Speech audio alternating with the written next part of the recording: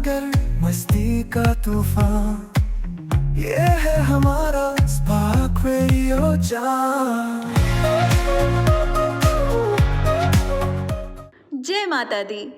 आप सुन रहे हैं रेडियो स्पार्क और मैं हूँ आरजे वर्षा, लेकर के आई हूँ एक बेहद खास और रंगों से भरा शो, नवरात्रि के 9 रंग 9 शक्ति। जैसा कि हम सबको पता ही है कि कल से नवरात्रि शुरू होने वाली है। नवरात्रि सिर्फ उपवास और गरबा का ही नहीं बल्कि रंगों का भी त्यौहार होता है ना, जहाँ पर हम रंग बिरंगे कपड़े पहनकर गरबा करते हैं ताकि देवी को प्रसन्न कर सके।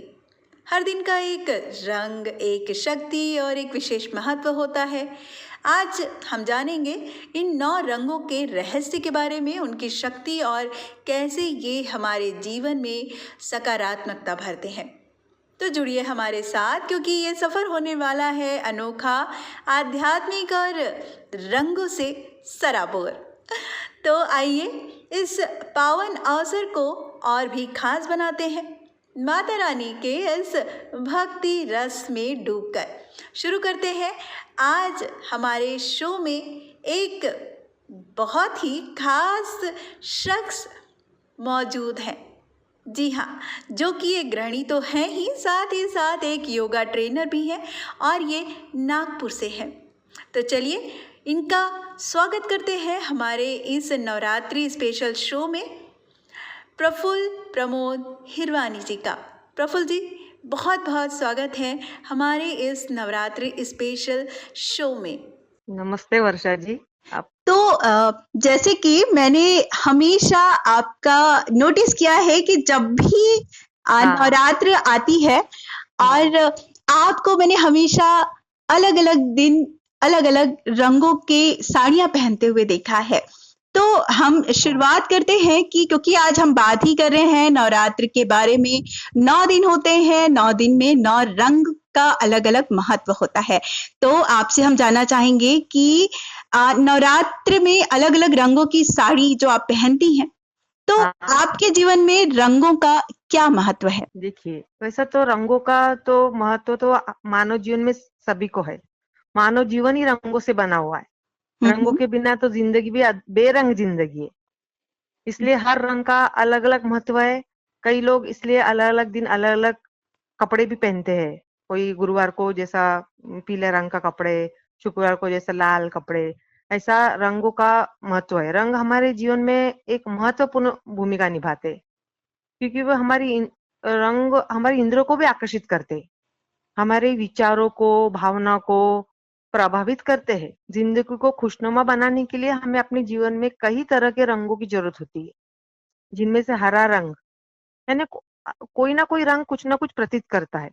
हरा रंग हमको आत्मिक शांति प्रतीत करता है। हमारे आंखों को एकदम हरा रंग देखते पर हमारे आंखों को एकदम बहुत यानी आत्मिक शांति मिलती है। जैसा हिंदू धर्म में लाल रंगों का प्रयोग तो प्रत्येक शुभ अवसर पर किया जाता है। रंग सम्मान को दर्शाते हैं। रंग शक्ति, स्फूर्ति, प्रेम का भी प्रतीक माना जाता है। मानव शरीर को जीवन देने वाला रक्त भी लाल रंग से बना हुआ है। वैसे ही पीला रंग दैविक कार्यों में इस रंग का तो प्रयोग किया जाता है। समृद्धि और यश का भी ये इंगित करता है पीला रंग। उसको देखने से हमारे मन में प्रकाश और ध्यान का आभास होता है। और सफेद रंग हमारे शांति का प्रतीक है। यानी हम बोल नहीं सकते कि रंगों के बिना ही रंगों से ही हमारी जिंदगी है। अगर हमारे जीवन में रंग ना होते तो हमारी जिंदगी जैसा बेरंग की तरह होती। स्त्रियों में भी लाल रंग तो सुहागिन का रूप है। जैसा लाल साड़ी पहनती है सुहागिन औरतें, तो रंगों में भी हमारी जिंदगी यानी वो लाल रंग का भी कुछ अलग महत्व है। यानी एक सुहागिन को हम देखते हैं लाल रंग का जोड़ा, लाल रंग की साड़ी, तो हमें पता चलता है कि वो सुहागिन है करके। वैसा रंगों का हमारे जीवन में अलग अलग महत्व है और वो होना भी चाहिए। रंगों को हमारे व्यक्तित्व को भी उभारता है। हाँ बोलिए। बिल्कुल आपने बहुत सही कहा कि हमारे जीवन में रंग होने ही चाहिए, क्योंकि रंग है तो जिंदगी खुशहाल है, रंगीन है। और बेरंग जिंदगी तो मेरे ख्याल से किसी को भी पसंद नहीं आएगी, नहीं आई। है ना। तो भाई हाँ, हमारी जो माता रानी है वो भी नहीं चाहती हैं, उनका विशेष दिन होता है नवरात्र में, उनकी विशेष पूजा अर्चना की जाती है। की जाती है। उनका 9 देवियां होती हैं, 9 देवियों का अलग अलग रूप होता है। तो अलग अलग देवियों के हिसाब से 9 रंग नवरात्र में माने जाते हैं। तो आपने जैसे बहुत अच्छा बताया कि जिंदगी में लाल रंग, रंग अलग अलग चीजों का प्रतिनिधित्व करते हैं हमारी लाइफ में, हमारी जिंदगी में, और हर रंग का अपना एक महत्व होता है। महत्व तो होता है। हाँ। प्रफुल्ल जी, मैं आप हम्म। लोगों को बता दूं, जितने भी हमारे लिसनर्स हैं उन्हें मैं बताऊं कि जो प्रफुल्ल जी हैं वो हाउसवाइफ के साथ साथ एक योगा ट्रेनर भी हैं, और हाँ। इनके यहाँ पर देवी का बहुत विशेष महत्व है, वो भी हम आगे जानेंगे। लेकिन उससे पहले हम आपसे जानना चाहेंगे कि नवरात्रि में 9 रंगों जी। का विशेष महत्व क्यों है देवियों को लेकर के।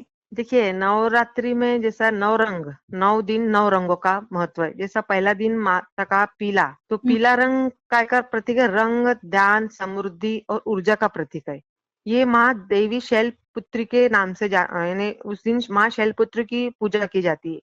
ये नई शुरुआत और उत्साह को दर्शाता है, पीला रंग। और दूसरा दिन आता है हमारा ब्रह्मचारिणी, माँ ब्रह्मचारिणी को अर्पित है दूसरा रूप। ये माँ का हरा रंग का होता है। तो हरा रंग किसका? प्रकृति का, उर्वरता, बुद्धि, वृद्धि का प्रतीक है और शांति और स्वास्थ्य को भी दर्शाता है। तीसरा दिन हमारा आता है ग्रे, दूसरा रंग, जो वो चंद्र घंटा के नाम से है, माँ चंद्र घंटा को। तो वो ग्रे रंग जो है वो धैर्य, संतुलन को दर्शाता है और बुराई से रक्षा करने की हमको शक्ति देता है। चौथा दिन होता है माँ कुष्मांडा, इसको नारंगी, चौथा दिन नारंगी रंग का होता है माँ कुष्मांडा का।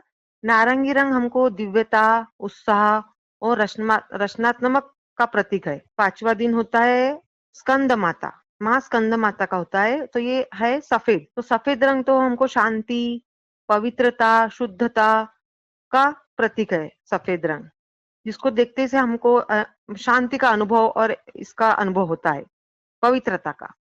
छठा दिन होता है लाल, लाल रंग शक्ति, साहस और आत्मविश्वास का प्रतीक है। सातवां दिन आता है हमारे को माँ कालरात्रि, नीला रंग, नीला रंग धूर्णता, शक्ति को दर्शाता है और निडरता और स्थिरता का भी प्रतीक है। आठवां दिन होता है ये अष्टमी, इसको हम बोल महागौरी, गुलाबी रंग, तो गुलाबी रंग प्रेम, करुणा और कोमलता को दर्शाता है। नौवां दिन होता है माँ सिद्धिदात्री, ये बैगनी, बैगनी रंग आध्यात्मिकता, रहस्य और आत्मज्ञान का भी प्रतीक होता है।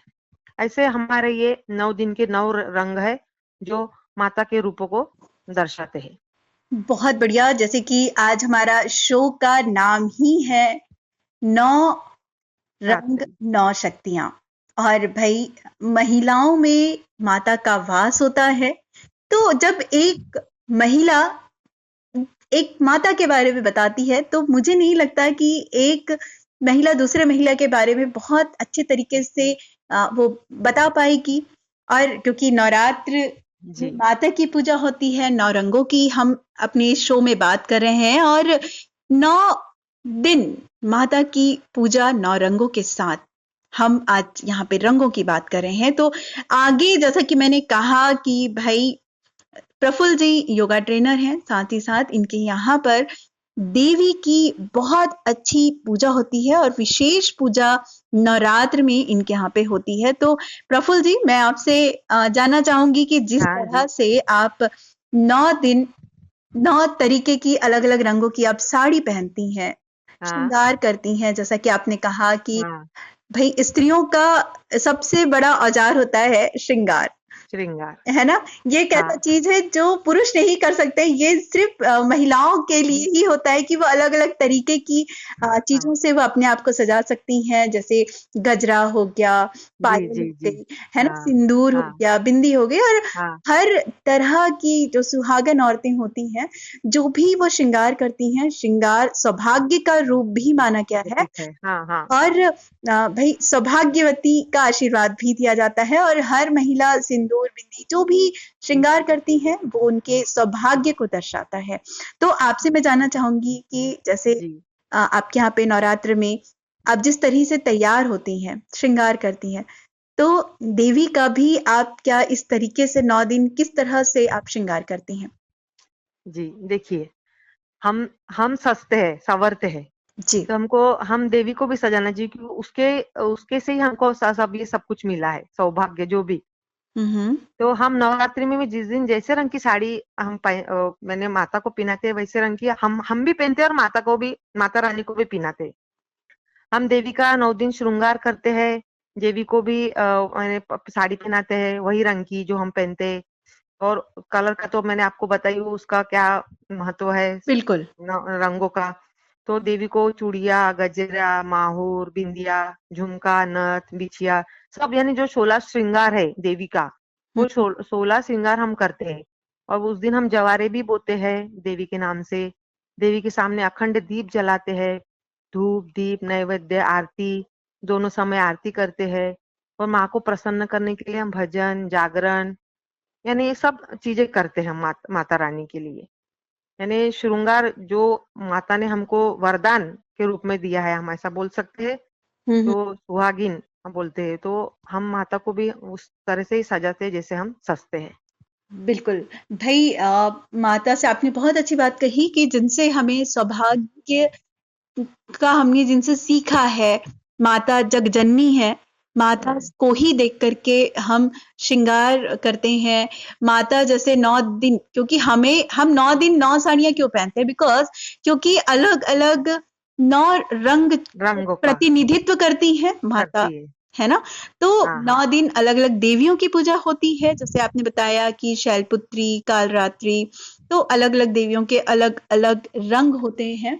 तो आपसे मैं जानना चाहूँगी कि जैसे मैंने आपसे पहले ही पूछा कि आपके जीवन में रंगों का क्या महत्व है? आपने बताया कि रंग बेरंग ज़िंदगी किसी को भी पसंद नहीं है, रंगों का हाँ, हाँ, काफ़ी हाँ। महत्व होता है, हर रंग अलग-अलग चीज़ों को प्रतिनिधित्व करता है। तो जी, अब रंगों की ही बात हो रही है, तो हम आपसे ये जानना चाहेंगे कि 9 दिन 9 रंग, तो 9 जी। रंगों का आपकी लाइफ में ऐसा कौन-सा रंग है जो आपको बेहद पसंद है और उसका क्या महत्व है आपकी लाइफ में? देखिए, मुझे तो रंग तो वैसे तो सभी पसंद है। ऐसा कोई फ़ेवरेट कलर तो मेरा कोई है नहीं। हुँ, हुँ। रंग तो सभी सभी रंग अच्छे हैं। तो जी। नवरात्रि आपके हमारे जीवन में बहुत महत्व रखता है। हुँ, नवरात्रि यानी 9 रातों का समूह होता है। जी, और इसमें क्या है, नवरात्रि हमारे जीवन में शक्ति, भक्ति जी। और आत्म सुधार का एक प्रतीक है नवरात्रि यानी। हुँ, हुँ। ये तो हम सब सनातनी हैं। तो सनातनियों को हमको तो पता है नवरात्रि का महत्व तो हम सभी जानते हैं। हुँ, ऐसा हुँ। नहीं है, वैसे तो नवरात्रि शारदीय नवरात्रि, गुप्त नवरात्रि भी आती है, शारदीय नवरात्रि, लेकिन चैत्र और शारदीय नवरात्रि का महत्व ज्यादा है। हुँ, तो नवरात्रि यानी देवी के 9 रूपों की पूजा की जाती है। नारी शक्ति का जो सम्मान है, उसका प्रतीक है नवरात्रि, हुँ, जो हमें समाज में नारी का महत्व को समझाने में और सम्मान करने के लिए प्रेरित करती है।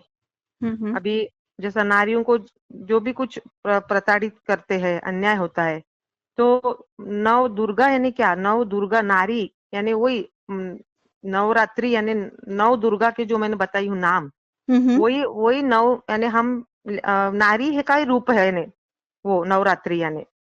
तो नारी का सम्मान करने के लिए प्रेरित कर नवरात्रि के दौरान व्रत और उपवास हमें संयम और नियम का पालन करने के लिए प्रेरित करती है।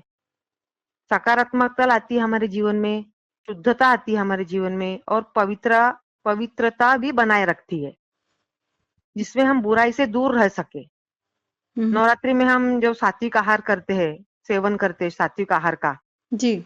तो उससे हमारी शारीरिक शुद्धि पर जोर दिया जाता है। नवरात्र हमारे सांस्कृतिक और परंपरा का भी एक हिस्सा है, हुँ, हुँ। जो हमें अपने जड़ों से जोड़ती है और हमारी सांस्कृतिक विरासत को जीवित रखती है। इन 9 दिनों में हुँ, हुँ। जैसा माता गर्भ में बच्चे को 9 महीने रखती है, हुँ, हुँ। उस प्रकार हम भी 9 दिनों तक माता का ध्यान, आराधना ऐसा जो भी है हम करते हैं। तो इन नर नौ हमें हमारी सांस्कृतिक विरासत को जीवित रखती है और 9 दिनों में शरीर की हम की शुद्धि, मन की शुद्धि, बुद्धि में शुद्धि और सत्व शुद्धि, इसको यानी ये सब शुद्ध होने का हम प्रयत्न करते हैं या शुद्ध होते हैं। मन की शुद्धि जैसा, बुद्धि की, जो भी, और शुद्धिकरण करने का, पवित्र होने का त्योहार ही नवरात्रि है। बिल्कुल अभी सही कहा आपने प्रफुल्ल जी। और जैसे हम यहाँ पर बार बार 9 नंबर यहाँ पर हम बार हाँ बार हाँ जी बोल रहे हैं, तो ये होता है कि 9 ग्रह होते हैं, 9 हाँ नवरात्रि होती, नवरात्रि यानी 9 रात्रों का संगम। हाँ और 9 जो होता है, 9 प्लैनेट्स भी है ना, तो हाँ हाँ ये हाँ 9 जो अंक है, ये हमारे सनातन धर्म में बहुत ही बहुत शुभ महत्व है। माना गया है। और हाँ 9 अंक का अपने आप में एक बहुत महत्व रखता है अंक 9। जी जी तो जैसा आपने बताया कि भाई हम नवरात्र में उपवास रखते हैं, हमारे शरीर की शुद्धि होती है, ये आपने बहुत अच्छी जानकारी हमारे लिसनर्स को, हमारे श्रोताओं को आपने दी है। तो प्रफुल्ल जी, जैसे कि हम नवरात्र में देवियों के बहुत से चमत्कार हम सुनते आए हैं, देखते हैं, पुराणों में भी इसका जिक्र किया गया है। तो मैं आपसे जानना चाहूंगी कि आपकी लाइफ में कभी ऐसा कोई चमत्कार हुआ है जब आपने देवी से कुछ मांगा हो और आपकी मुराद पूरी हो गई हो? जैसा कि हमने बात की कि 9 अंक के हमारी लाइफ में बहुत ज्यादा महत्व है, तो नवरात्रि का समय है, हमने बहुत से देवी के द्वारा चमत्कार होते हुए हमने देखा है, सुना है, पुराणों में भी जी लिखा है हाँ कि जी जब भी, क्योंकि माँ है, माँ की पूजा होती है, और माँ से यदि बच्चा कुछ मांगता है तो माँ अपने बच्चे को कभी भी तकलीफ में नहीं देख पाती है, और बहुत नहीं जल्द माँ जो है, हम कुछ भी उनसे मांगते हैं, है ना, तो माँ हाँ हमारी जिद हाँ को पूरा कर देती है, क्योंकि वो हमें दुखी नहीं देखना चाहती। तो चलिए, हम जब माँ के मुराद पूरी होने की बात कर रहे हैं, तो आपकी लाइफ में कभी ऐसा सिचुएशन आई है कि आपने माँ से कुछ मांगा हो और माँ ने आपकी मुराद पूरी की हो? जी जी हाँ, हुआ है चमत्कार। क्योंकि चमत्कार तो मेरे साथ तो इतने हुए हैं कि मैं आपको एक ही चमत्कार शेयर करूंगी। चमत्कार तो बहुत हुए मेरे साथ में। हम्म। चमत्कार का क्या कहना है, मैंने एक माँ से एक मुराद मांगी तो माँ ने मेरी कई मुरादें पूरी की है। जी। जो भी मैं माँ से मांगती झोली फैलाकर, माँ ने मुझे झोली भर भर कर दिया है। हम्म। हमारे परिवार की खुशहाली और जो भी कुछ भी है, बच्चों की खुशहाली, वो भी माँ ने मुझे ही यानी दिया। हर संकट की घड़ी में माँ मेरे साथ खड़े रहती है। दुख की घड़ी में, संकट की घड़ी में मुझे उसमें से पार लगाती है और मुझे वो शक्ति और बल भी देती है। इससे चमत्कार है। और एक चमत्कार आपसे शेयर करना चाहूंगी मैं। जी। अभी 2021 की बात है, ये कोरोना का पीरियड। वो तो सबको पता है कोरोना के पीरियड यानी कैसा था। सब मंदिर बंद थी, सब कुछ बंद था, है ना। तो वो कोरोना के समय में मेरे जो पति है, हस्बैंड है, उनको कोरोना डिटेक्ट हुआ था। तो वो बहुत हॉस्पिटल में थे। तो वो कोई ठीक नहीं हो पा रहे थे। डॉक्टर ने बोला था कि इनकी हालत थोड़ी गंभीर है। तभी वो नवरात्र ही चल रहे थे। तब मैं माता के सामने, मंदिर तो जा नहीं सकते थे, घर में ही मेरे अखंड ज्योत थी, माता रानी थी। मैंने माता से विनती की कि माता मेरे सुहाग की रक्षा करना, मैं तेरा जागरण कराऊंगी। बस दूसरे तीसरे दिन मुझे खबर आई कि वो ठीक होके घर आने वाले हैं। यानी कोरोना के पीरियड की बात बता रही हूँ मैं। जब जी। तो पूरा पता है कोरोना के समय तो पूरा भारत बिल्कुल, देश मतलब पूरा वो ऐसा समय था कि जब हमारे किसी फोन, हाँ किसी का फोन आता था, तो तो एक डर का माहौल हो गया था कि डर पता का नहीं माहौल, हाँ, कौन सी बुरी खबर हमको सुनने आती को है। हाँ, मिलेगी। बिल्कुल। तो ऐसा ही क्योंकि वो उस समय में बहुत यानी जो जी एडमिट थे पेशेंट, उनका तो सब यही सुनने में आ रहा था। तो मैंने माता रानी के पास बोली, माता रानी तेरा चमत्कार तू दिखा कि मेरे पति को तू सही सलामत घर लेकर आ। तो उन्होंने 2-3 दिन के पति को घर से, वहां से मुझे छुट्टी, यानी उनको छुट्टी हो गई। इससे बड़ा चमत्कार तो और कोई हो ही नहीं सकता। इसलिए बिल्कुल। और हाँ भाई देखिए, माता, क्योंकि सौभाग्यवती कौन नहीं होना चाहता है हमारे हाँ हिंदुस्तान में। ये कहा जाता है जब बेटी मतलब जब भी सुहागन कोई किसी का पैर आशीर्वाद कोई देता है या पैर पड़ती है सुहागन तो उसको हमेशा हाँ, सौभाग्यवती भव किसी का का आशीर्वाद। आशीर्वाद दिया जाता है, क्योंकि ये एक जो शादीशुदा महिला है वो हमेशा ये आशीर्वाद पाना चाहती है और हमेशा ये उम्मीद करती है कि वो सुहागन है, सुहागन ही वो विदा हो इस दुनिया से। सही तो बात है। ये और हर स्त्री का एक सपना होता है कि वो सौभाग्यवती ही रहे। हाँ, और सौभाग्यवती का उन्होंने मुझे यानी शायद वरदान दिया है। बिल्कुल, यही चमत्कार मेरे साथ हुआ है। माता का आप पे इतना चमत्कार हुआ। और भाई हम नवरात्र में देवी की बात कर रहे हैं तो चमत्कार की बात तो बनती ही है, और बनती ही आपकी है। लाइफ में इतना बड़ा, इससे बड़ा चमत्कार मेरे ख्याल से तो कुछ नहीं हो सकता। और माता ने आपकी सुनी। हम उम्मीद करेंगे प्रफुल्ल जी की माता रानी का आप पे और आपके पूरे परिवार पे इसी तरह आशीर्वाद बना रहे, बरसता रहे। धन्यवाद, धन्यवाद। जाते जाते मैं आपसे एक चीज और जानना चाहूंगी कि हाँ, आपके यहाँ पर मैंने सुना है कि नवरात्र में ही देवी को आप लोग निकालते हैं, एक अलग से आपने स्थान बना रखा है देवी का। हाँ, हाँ, और हाँ, नवरात्र में ही उन देवियों को निकाला जाता है, पूजा जाता है, और उसके बाद में फिर उसे पूजा करके आप उसको एक पोटली में या ऐसे रख देते जिसमें हैं। हाँ, कपड़े में वो करके आप रख देती हैं, और हाँ, उसके स्थान जहाँ पे आप विराजित करती हैं 9 दिन में, तो हाँ। वहां पर आप पूजा पाठ करती। तो ये क्या कहानी है? किस तरह से आप ये पूजा विधि, मतलब क्या है इसके पीछे की कहानी? इसके पीछे की कहानी ऐसा कुछ नहीं है। जैसे कि अभी हमारे जो सास-ससुर थे, हाँ, हाँ। ससुर और सास, जो हमारी सास, उसके बाद हमारी जो जिठानी है, तो हमारे घर में ऐसी परंपरा चलते आ रही है कि वो देवी जैसा वो चांदी की रहती है। नौ दुर्गा जो है, हम्म, वो नौ दुर्गा है, लक्ष्मी है, सरस्वती है, जैसे जो भी नौ दुर्गा है, गौरी है, महागौरी, तो वो चांदी की मूर्तियों को हम जैसा कि एक पिटारी में बांध के हम रखते हैं और नवरात्र के समय हम उनकी पूजा और आराधना करते हैं। तो ये हमारे परंपरा हमारे घर से तो वही परंपरा को हम लोग कर रहे हैं, बस और कुछ नहीं। वैसे तो हम लोग पूजा तो करते हैं, हम्म। लेकिन उसी समय हम लोग उसको निकालते हैं, सब पंचामृत से उसको स्नान कराते हैं, फिर उसको हम लोग हल्दी विराजित कुमकुम जो करते भी, हैं पूजा के हाँ, स्थान पे। पूजा पाठ जो भी है, होम हवन, वो सब हम लोग करते हैं 9 दिन तक का। बिल्कुल। तो जैसे आपने कहा यहाँ पे परंपरा की बात हो रही है, तो हाँ, आज के जो अभी के जनरेशन के जो पीढ़ी है, वो इस हाँ, तरह की चीजें करने से थोड़ा-सा बचती है। बचती है। हाँ, सही कहा आपने, तो सही कहा आपने। इस बारे में आपका क्या कहना है? मतलब आप किस तरह से देखती हैं इस परंपरा को? क्योंकि आने वाली जनरेशन जो है वो हाईटेक है, वो पूजा पाठ की तरफ में नहीं नहीं है, नहीं ज़्यादा है, ध्यान नहीं दे पाते हैं, नहीं है, नहीं है। है ना? तो आप हाँ, हाँ। क्या कहना चाहेंगी? मतलब किस तरह से इस परंपरा को आप देखती हैं निभाना, कि पीढ़ी कैसे निभाए उसे? देखिए, हमने तो बचपन से भक्ति जो है, पूजा पाठ है, हम तो बचपन से देखते आ रहे हैं। हमारे घर में जो होता था, म्हणजे मम्मी के इधर भी जो होता था, वही हम वहाँ पर भी सीखे और अभी ससुराल में भी हमारे सभी यानी सभी को पूजा पाठ, भक्ति से सभी को लगा हुआ है। मेरे इधर जो बच्चे हैं मेरे, निखिल है जैसा वो जो भी बच्चे हैं मेरे, वो हुँ, सब हुँ। यानी इसी में है, पूजा पाठ में है ज़्यादा।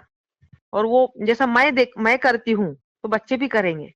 हुँ, हुँ। तो माँ जैसा करेंगी बच्चे सीखते हैं, ऐसा बोलते हैं ना। घर में जैसा वातावरण रहा है, जैसा पूजा पाठ का वातावरण रहा है, अच्छा वातावरण रहा है, तो बच्चे भी वो सीखते हैं वो चीज को। पर प्रफुल्ल तो जी, कई बार ऐसा होता है कि मैंने ऐसा देखा है कि माता-पिता बहुत भक्ति भाव के रहते हैं, लेकिन बच्चे जो है हाँ, माता-पिता होता से है, होता है। चाहते ही हैं कि हाँ, भाई हमारी जो परंपरा है, हमारा जो सनातन धर्म कहता है, वो बच्चे उसका पालन करें, उस चीज़ों को हाँ, आगे बढ़ाएँ, हमारी संस्कृति को सहेज के रखें। लेकिन आजकल के बच्चे जो हैं, वो आजकल की जो जनरेशन है, सही बोला वो आपने। ज़्यादा ध्यान नहीं देती। तो आप जैसे कह रही हैं कि घर का जैसे माहौल रहता है, वैसे ही बच्चे सीखते हैं, लेकिन यहाँ पर मुझे नहीं लगता, ये एक अंदर से एक आना हाँ, चाहिए इंसान को आना चाहिए। कि हाँ, हाँ, नहीं, सही। हमें भी ये चीज़ें सँभालनी है। हमारी ये हाँ धरोहर है, इसे हमें संभाल कर रखना है। भाई माता पिता तो ठीक है, घर में जैसे बच्चों को संस्कार मिलते हैं, कोई भी गलत हम्म नहीं सिखाता है, हर कोई चाहता है हमारा बच्चा अच्छा ही बच्चे रहे। हाँ सही लेकिन लाख कोशिशों के बाद में भी बच्चे आधुनिकता की ओर बढ़ रहे हैं, और कहीं ना कहीं हमारी जो परंपराएं हैं वो कहीं ना कहीं लुप्त हो रही है विलुप्त हो रही है, कहीं ना कहीं विलुप्त हो रही छूट रही है। है तो हाँ हाँ इसके लिए क्या करना चाहिए? बस एक आपकी एक लास्ट राय जान करके हम इस प्रोग्राम को खत्म करेंगे। देखिए आज आज की जो जनरेशन है उसको तो मैं यानी आपने बोला जो बराबर बोला है कि आज की जनरेशन नहीं मानती सब चीजों को।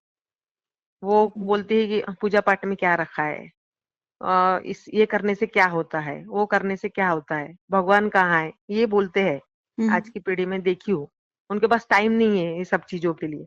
हम्म पर मैं ऐसा चाहती हूँ कि अभी हम सनातनी हैं, तो हमको उनको शिक्षित करना चाहिए, उनको बताना चाहिए कि भगवान क्या चीज है। जैसा रामायण हो गया, महाभारत हो गया, शिव पुराण हो गया, जो भी हमारे इतने ग्रंथ है, वेद है, पुराण है, वो बच्चों को सिखाया जाना चाहिए। बचपन से स्कूल में भी सिखाया जाना चाहिए कि राम कौन था। अभी के बच्चों को राम कौन था नहीं पता, कृष्ण कौन था, उसने राम को क्यों मारा, रावण को क्यों मारा, रावण कैसा था। ये सब बच्चों को आध्यात्मिकता के ओर लेके जाना चाहिए। जो भी जो भी होली हो गया, दशहरा हो गया, दीपावली, ये सब त्योहार स्कूलों में मनाना चाहिए। बच्चों को बताना चाहिए कि ये त्योहार क्यों मनाते हैं, होली क्यों मनाते हैं हम, दिवाली क्यों मनाते हैं। तो बच्चों को वो समझ में आएगा। बचपन से ही अगर हम संस्कार डालेंगे तो बच्चों को ये समझ में आएगा कि हाँ ये चीज का ये महत्व है। तो बच्चे वो चीजों को और मनाना चाहिए, घर में भी मनाना चाहिए, स्कूल में भी मनाना चाहिए। कि बच्चों को शिक्षा देना चाहिए, मैं तो बोलती हूँ।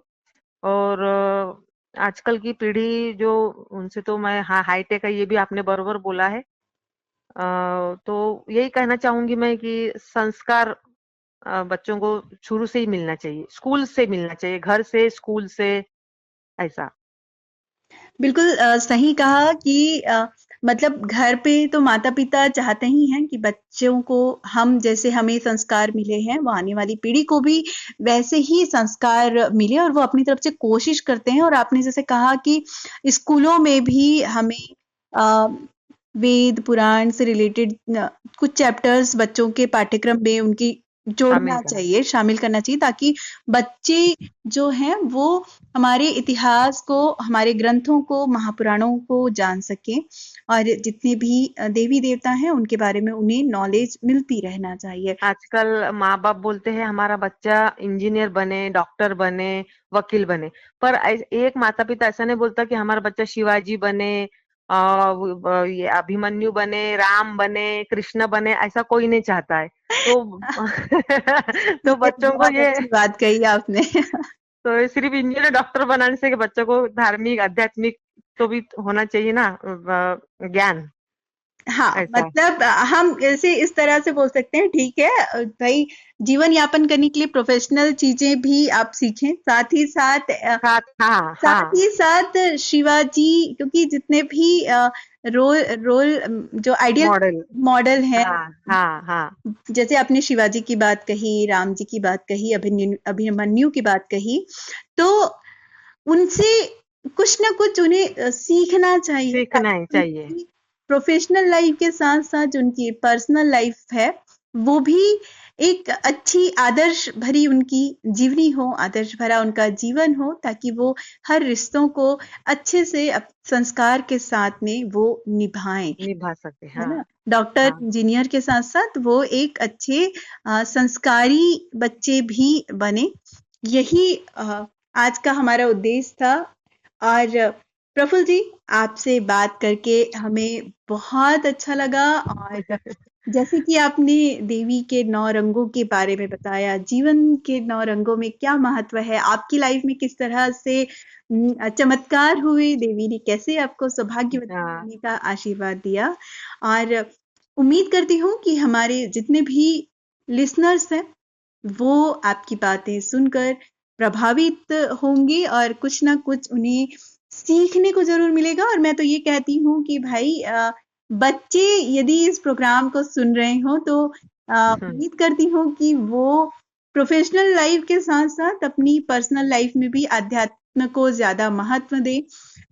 राम से हमारे जितने भी रोल मॉडल हैं, राम, शिव, है ना, उनसे कुछ ना हाँ कुछ एक चीजें, एक की भी कोई एक अच्छी चीजें आप अपनाते हैं तो आपका जीवन काफी अच्छा हो सकता है। हो तो सकता है। प्रफुल्ल जी, माता की कृपा आप पर तो बनी है और चाहते हैं कि आपकी बातें सुन करके माता का आशीर्वाद जितने भी हमारे लिसनर्स हैं उन पे भी बने। माता की कृपा नवरात्र में क्या, हर साल उनके पूरी जिंदगी भर माता का आशीर्वाद उनके सर पर बना रहे, माता का आशीर्वाद बरसता रहे। तो इसी के साथ में मैं इस शो को समाप्त करती हूँ। प्रफुल्ल जी, आप हमारे साथ जुड़ी और आपने इतनी अच्छी जानकारी हमारे लिसनर्स को दी, साथ ही साथ आपने अपने लाइफ से जुड़े हुए चमत्कार, एक्सपीरियंस को हमारे साथ में शेयर किया, उसके लिए आपका बहुत बहुत धन्यवाद। मैं भी कुछ बोलना चाहती हूँ आपसे। आपने मुझे इस अवसर पर बोलने का मौका दिया है, इसके लिए आपकी भी मैं शुक्रगुजार हूँ। धन्यवाद। आप सुन रहे थे प्रफुल्ल प्रमोद हिरवानी जी को, जो कि गृहिणी के साथ साथ एक योगा ट्रेनर हैं और नागपुर से हैं। और आज उन्होंने बहुत सारी बातें हमारे साथ शेयर करी अपनी लाइफ की। इस पूरे शो में मुझे सबसे अच्छी बात ये लगी कि किस तरह से उनके लाइफ में एक टर्निंग पॉइंट आता है कोरोना टाइम पे, और कैसे वो माँ से मन्नत मांगती हैं और किस तरह माँ अपनी बेटी को सौभाग्यवती होने का आशीर्वाद देती है। ऐसे बहुत से एक्सपीरियंस हम अब तक सुनते आए हैं। पुराणों में भी बहुत सारे एक्सपीरियंस हैं जहाँ पर माता का बहुत सारा चमत्कार हमने देखा और सुना भी है। तो उम्मीद करती हूँ कि माता रानी की कृपा आप सब पर यूं ही बनी रहे। तब तक के लिए आप सुनते रहिए radio spark, the light of happiness. जय माता दी।